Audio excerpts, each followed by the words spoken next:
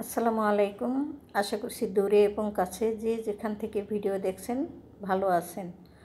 আলহামদুলিল্লাহ আমরা সবাই ভালো আছি। প্রতিদিনের মতোই নতুন আরও একটি ভিডিও শুরু করলাম। গত 2 দিন ভিডিও দিতে পারিনি কারণ শারীরিকভাবে একটু অসুস্থ ছিলাম। এছাড়াও মোবাইলটা একটু ডিস্টার্ব করছিল, সে কারণে ভিডিও দিতে অসুবিধা হচ্ছে, তাই ভিডিও দিতে পারছিলাম না। যাই হোক, গত রাতের কিছু প্লেট বাটি ছিল, সকালবেলা উঠে সেগুলো শুরুতে ধুয়ে পরিষ্কার করে নিলাম। ডিম এনেছিল রাতের বেলা, সকালবেলা প্লেট বাটি ধোয়ার আগে আমি ডিমগুলো ভিজিয়ে রেখে তারপরে প্লেট বাটিগুলো ধুয়েছি। এখন ডিমগুলো আস্তে ধীরে একটু পরিষ্কার করে নিব। এইভাবে পরিষ্কার করে রেখে দিব, শুকিয়ে গেলে তারপরে ফ্রিজে উঠিয়ে রাখব। তো এখানে প্লেট বাটি ধোয়া হয়ে গেছে, ডিম ধোয়া হয়ে গেছে। এখন চলে যাব আমি বিছানাপত্র গুছিয়ে নিতে। এই তো চলে আসলাম। আজকে ছিল শুক্রবারের দিন, তাই সবাই ঘুম থেকে একটু তাড়াতাড়ি উঠে গেছে কেন জানি। বড় ছেলে এখনও পর্যন্ত শুয়ে আছে। আমাদের বিছানাটা আমি শুরুতে আগে একটু পরিষ্কার করে নিলাম। আর দেখতেই পাচ্ছেন বিছানা চাদর কিন্তু চেঞ্জ করে দিয়েছি। বিছানা চাদর চেঞ্জ করেও কিন্তু বেশ অনেক দিন হয়ে গেছিলো আসলে বিছানা চাদর চেঞ্জ করছিলাম না, তাই আজকে একটু চট করেই বিছানা চাদরটা চেঞ্জ করে নিলাম। তো আগের ভিডিওতে দেখছেন কি না আমি জানি না, তবে আমি গত 2 দিন যে ভিডিও করেছিলাম সেগুলো কিন্তু আমার সোফা নিয়ে আসলে ভিডিও করেছিলাম। তো ড্রয়িং রুমে কিন্তু নতুন সোফা এসেছে, সে কারণে এই সোফাগুলো আমার রুমে এনে রেখেছি। এই তো দেখতেই পাচ্ছেন ড্রয়িং রুমে চলে আসলাম। আর সব সময় তো আমি বলে থাকি যে বেডরুম 2টা, ড্রয়িং রুম একটা, ডাইনিং আছে। তো ড্রয়িং রুমে কিন্তু ছোট ছেলে থাকে, তো সেই কারণে এই ড্রয়িং রুমটা সব সময়ের জন্য একটু বেশি এলোমেলো থাকে, কারণ ছোট ছেলেটা একটু এলোপাথালি করে রাখার চেষ্টা করে সব সময়।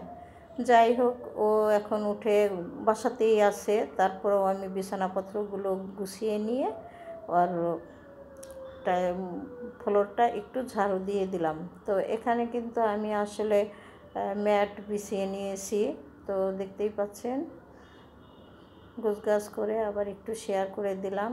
আর এখন চলে আসছি সব কিছু গোছগাছ করে রেখে তারপরে আমি ওদের জন্য একটু নাস্তা তৈরি করব। এখনও পর্যন্ত আমাদের কিন্তু সকালবেলা নাস্তা করা হয়নি। গত রাতে এনেছিল পাউরুটি, এই বিস্কিট, এ ধরনের বিস্কিট আমি আসলে কিন্তু আমার হাজব্যান্ড এই সব খেতে আবার ভীষণ ভালোবাসে। তো যাই হোক, আবার মাঝে মধ্যে কিন্তু একটু খাওয়াও যায় ঘরে থাকলে। তো সব কিছু একটু গুছিয়ে এখন আমি ডাইনিং টেবিলটা একটু মুছে নিলাম, কারণ শরীর অসুস্থ থাকার কারণে কিন্তু রাতের বেলা ওই রকমভাবে কাজ সুন্দর করে একটু গুছিয়ে রাখতে পারিনি। সকালবেলা সে কারণে একটু তাড়াতাড়ি উঠেছি, যাতে করে গত রাতের কাজগুলো একটু সেরে নিতে পারি। তো এইভাবে আর কি একটু গুছগাছ করে নিলাম। তারপরে তো আজকে সারা দিনের কাজ রয়েই গেছে, সেগুলো করতে হবে। তো টেবিলে খাওয়া দাওয়ার পরে কিন্তু একটু ঝোল ঝালি পরে, তো সেগুলো একটু মুছে মাছে নিলাম।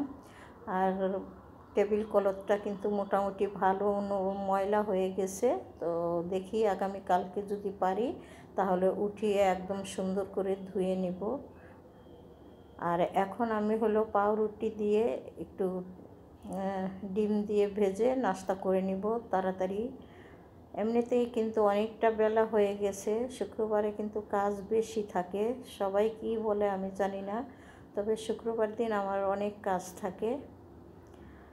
সবসময় চেষ্টা করি শুক্রবার কম কাজ রাখার জন্য, কিন্তু কখনোই হয়ে ওঠে না, কোথা থেকে যেন বাড়তি ঝামেলা এসেই পড়ে।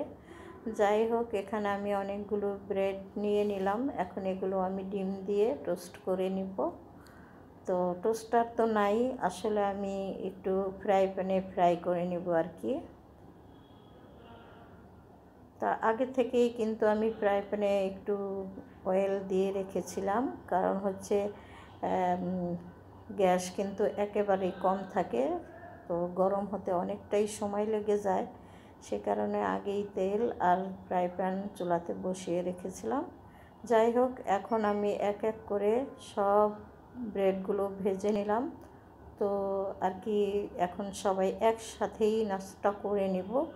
ওই সকালবেলা যতটুকু খাবার আর কি 2-1 পিস করে খাবো, সেই সাথে একটু চা খাবো। তবে চা খাওয়ার পরে আমি কিন্তু রান্নাবান্নায় চলে যাব। তো চা নাস্তা করে এখন চলে আসছি দুপুরের জন্য রান্না করতে। একেবারে সিম্পল রান্নাবান্না করব আজকে, কারণ হচ্ছে চুলাতে গ্যাস থাকে না, এমনিতেই দেরি হয়ে গেছে। তাই ভাবছি যে লাউ ভাজি করে নিই। আরও একটা বিশেষ কারণ আছে, লাউগুলো হলো একেবারে শুকিয়ে যাচ্ছিল ফ্রিজে থেকে থেকে। তো ভাবলাম যে লাউটা খেয়ে শেষ করি। পুঁটি মাছ দিয়ে লাউ দিয়ে রান্না করলে কিন্তু ভালো হয়। তো সেই রকমভাবে রান্না করলে ছেলেরা আবার খাবে না, তাই ভাবলাম পুঁটি মাছ ভাজা করে দেই, সেই সাথে লাউ ভাজা। গতকালকের মাছ রান্না করা রয়ে গেছে, একটু একটু তরকারি এখন থেকে গেলে ভালো হয়।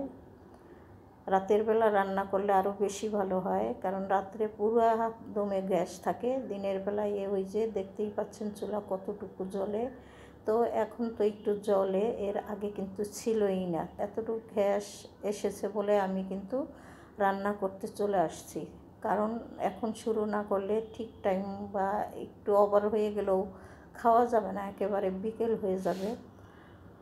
তো এক চুলায় লাউ ভাজিটা করে নিয়েছি, আরেক চুলায় হলো মাছ ভেজে নিয়ে এলাম।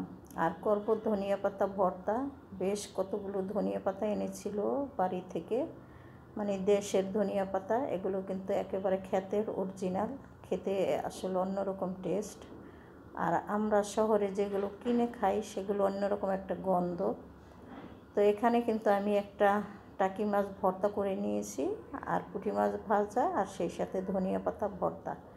এই রকম খাবার আসলে শীতের সময় সবাই খেতে পছন্দ করে।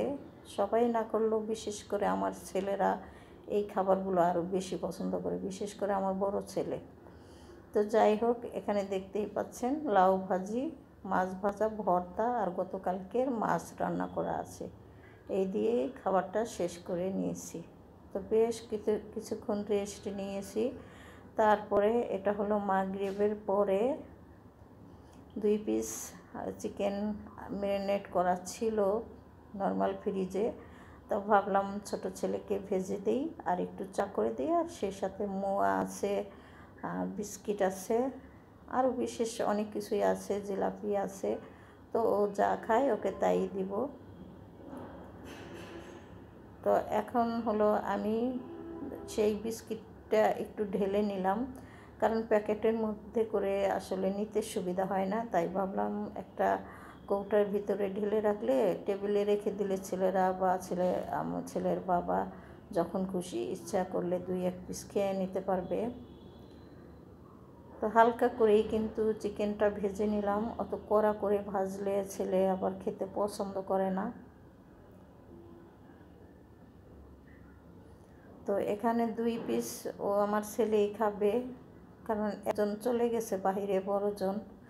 আর চাটা যখন করছিলাম একেবারে কালার কালো আসছিল, তাই একটু লেবু দিয়ে দিলাম।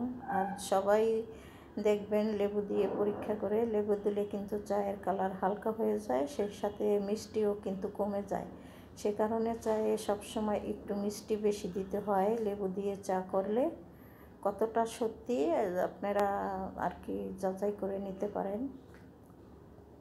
তো এখান থেকে বিদায় নেব আমি। সবাই ভালো থাকেন আর আমরা চা খেতে থাকি। আল্লাহ হাফেজ, আসসালামু আলাইকুম।